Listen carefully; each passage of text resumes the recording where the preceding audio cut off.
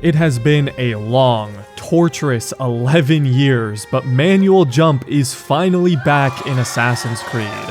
Who would have thought that the Assassin's Creed game that would finally bring back manual jump would be Mirage over 2 years after its release?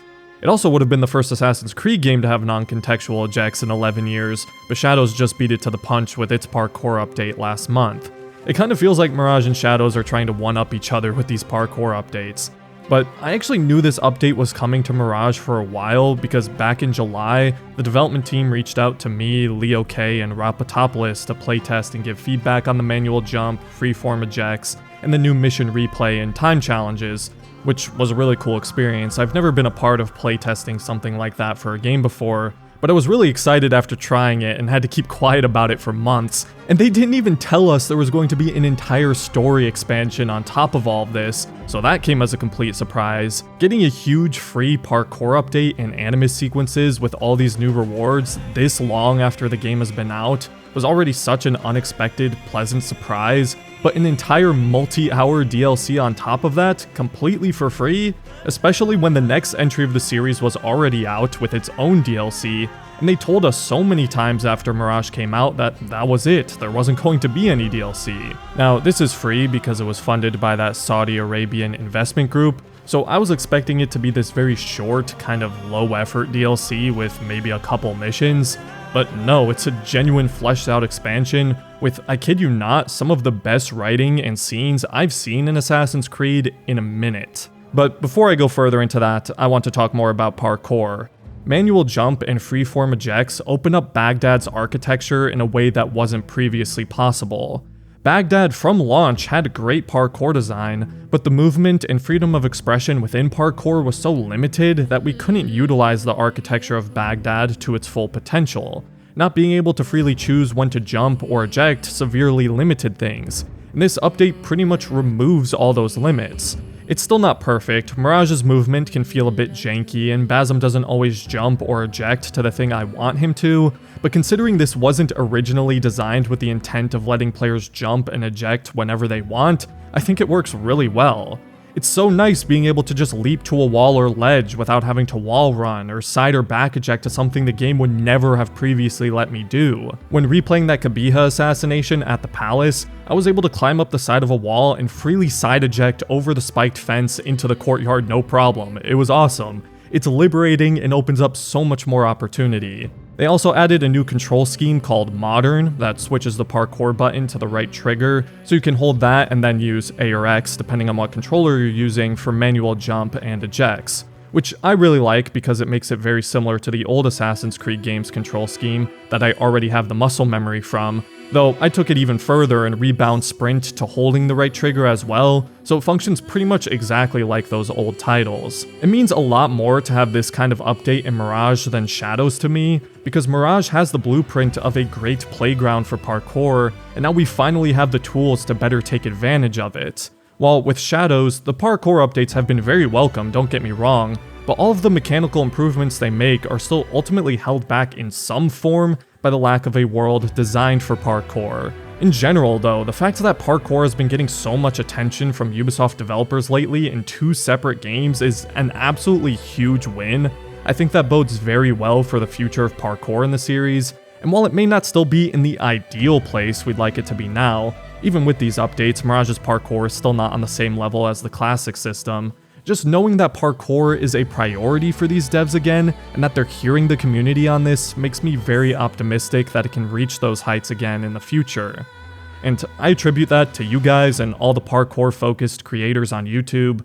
Parkour in Assassin's Creed has become like its own niche and has its own community that's large and vocal enough now that Ubisoft is paying attention and listening, where people are bringing attention to what made parkour in the old Assassin's Creed games great, and the issues with it in the current ones. The community has really grown a lot in the last few years, and I think that's a huge reason why parkour has become such a priority for all these updates now. It's been incredible to see and hopefully help be a part of in some way. Now, if the parkour changes were simply it, I would still be excited, but we're just scratching the surface still. Another big addition with this update are the Animus Sequences that allow you to replay all the black box assassinations and contracts from the base game, and even the new missions from the Valley of Memory DLC once you play those. Not only is it really nice to have the ability to replay missions, that's another thing we haven't been able to do in Assassin's Creed in a long time, but also a fresh, fun new way to experience those missions with the challenges. They push and incentivize you to complete them in a way you probably wouldn't or haven't before. Obviously, the timer adds some pressure and urgency to get them done fast, while challenges like don't kill anyone encourage a ghosting or non-lethal playstyle by only using sleep darts. Not being able to use eagle vision really forces you to be more aware of your surroundings, since you can't just use your wall hacks to see where every enemy is, and many prohibit you from using Assassin's Focus, which I really enjoyed because, let's be honest, Mirage is a fairly easy game, and it's significantly more challenging not being able to rely on things like Assassin's Focus and Eagle Vision. Plus, and this is another part of the update, there's new difficulty options and you can customize different aspects of the difficulty. So replaying the missions with these enforced rules and limitations felt like a fun, unique challenge. Sometimes you might have to retry them a couple times to find the most efficient path to completion. It's a refreshing way to re-experience Mirage's content, and there's so much to do, there's hours worth of replayability here. And they give you reason to do so with some of the rewards. There's a new outfit, sword, and dagger, the Eternal Wanderer set.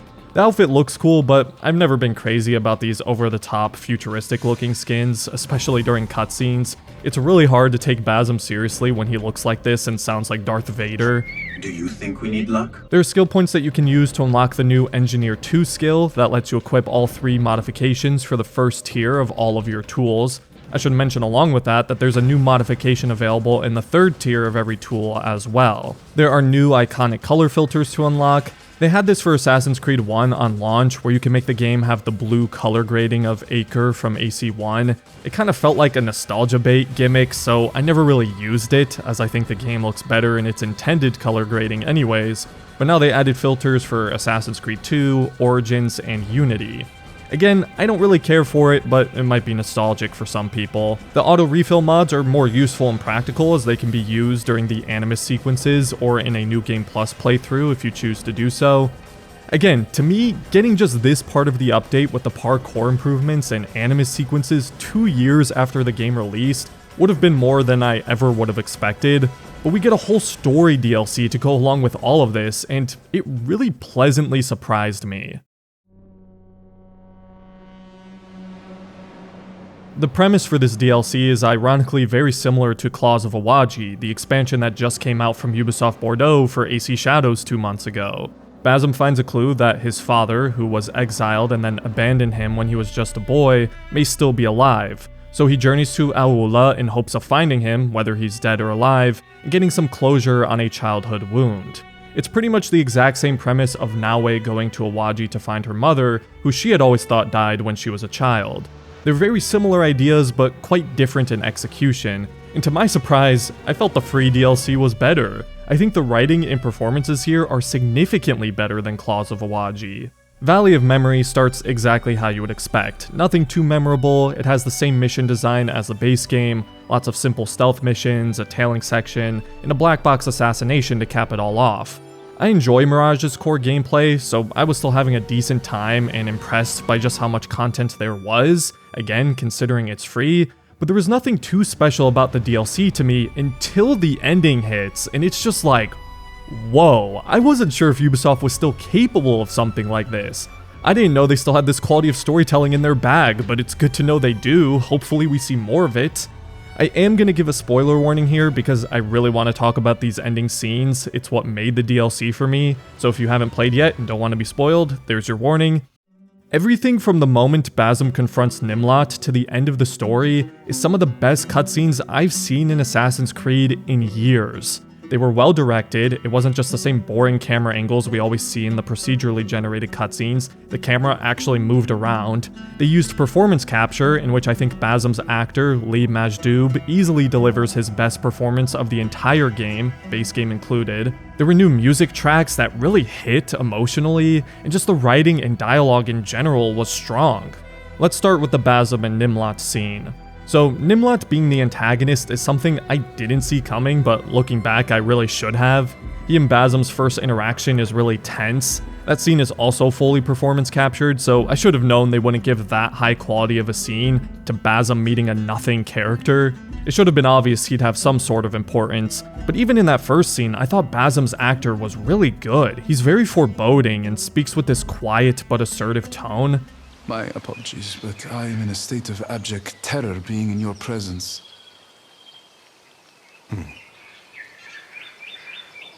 I would have guessed mere nervousness. Yet, if it comforts you, know that appearances deceive.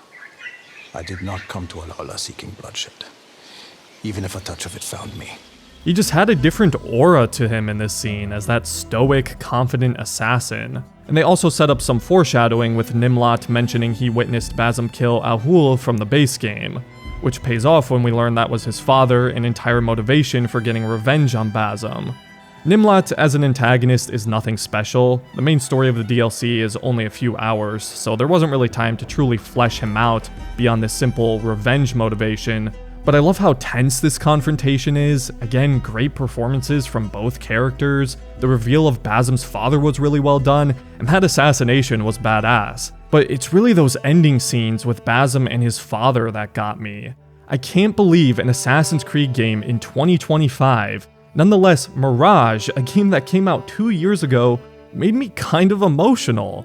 I'm really glad we got to explore this part of Basim's character. Because his father is mentioned quite a bit in the beginning of the base game, you can tell that Basim really idolized him and that the loss of his father was a core wound for him. Do you think yourself some hero of tomorrow? The next Gilgamesh? No. I am merely the son of a public servant who dedicated his life to the betterment of his people. Only to be slighted and forgotten.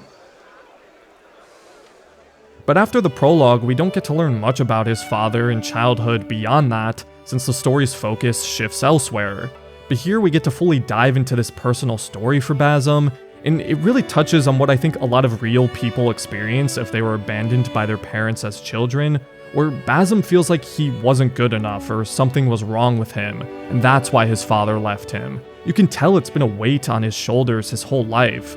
So in those final scenes, to see him get that closure and understand it wasn't his fault, as his father, who doesn't even realize he's speaking to his own son, absolves him of that burden by explaining that he didn't want to put his son through the hard life he would have to lead after being exiled, is so beautifully done. And again, the performance is fantastic. We again see Basim in a light we hadn't before, where he's very soft-spoken, gentle, and you can really read all the emotions he's feeling on his face. It's subtle, and it's why motion capture is so important. I could go on and on about the music. I think it's a huge reason why these scenes feel so emotional, and the part that really got me was right here. Tell my little Basim. Tell him one day, when his time comes, we will be together again. Until then, he has a life to live. Tell him that, if you see him. I will tell him. So, you have a smile after all.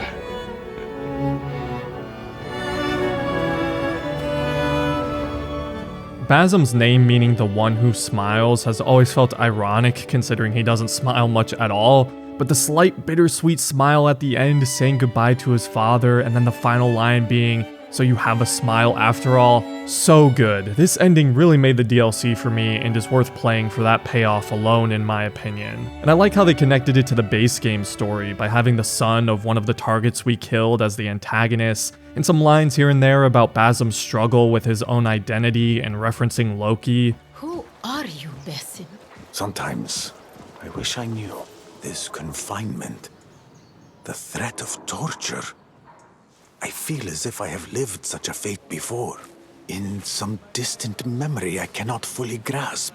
We even get to learn a little about Basim's mother, who was a Viking from Norway that came to the Middle East, which finally explains why Basim ended up separated from the other Izu reincarnations like Eivor and Sigurd. So while the main story of the DLC itself is only a few hours, They managed to tell a compelling story and fill in a lot of blanks when it came to Basim's character. Then, outside of the main story, there's another few hours of side content to indulge in as well. There's a handful of new contracts, some quick little tales scattered around the world, one of which definitely references a scene from Assassin's Creed 2, along with a few new activities. You can listen to people tell folktales, find flying music, and play it on the Ode, which has a nice, peaceful vibe to it, and you can recover stolen goods. Though, the reward for that was very underwhelming, you just get a plain-looking talisman. The contracts were pretty fun and I liked playing music, but the rest of the side content was rather forgettable to me. Aula visually is a nice change of pace from Baghdad. Obviously it has a similar desert climate, but it looks distinct enough to feel refreshing from the base game's world.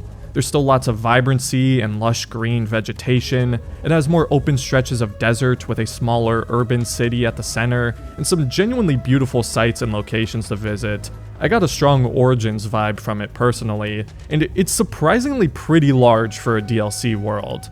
Which sums up a lot of my feelings about the DLC in general. Surprising. I was surprised by the scale and amount of content it offered. I was very pleasantly surprised by the end of that story, and it's surprising that it all exists in general. If you've watched me for a while, you know I really enjoy Mirage. I know it's flawed and far from a perfect game, but it delivers the kind of Assassin's Creed experience I just haven't gotten from any other recent AC title, so having reason to come back to it with all these additions and improvements was a really good time. Once again, thank you Ubisoft Bordeaux and Ubisoft Paris who collaborated with them. This studio continues to prove why they deserve a shot at making another full-fledged Assassin's Creed title, and I really hope they get it. But let me know what you guys think about the new additions in DLC if you've played it, and as always, thank you for the support, and thank you for watching, Assassins.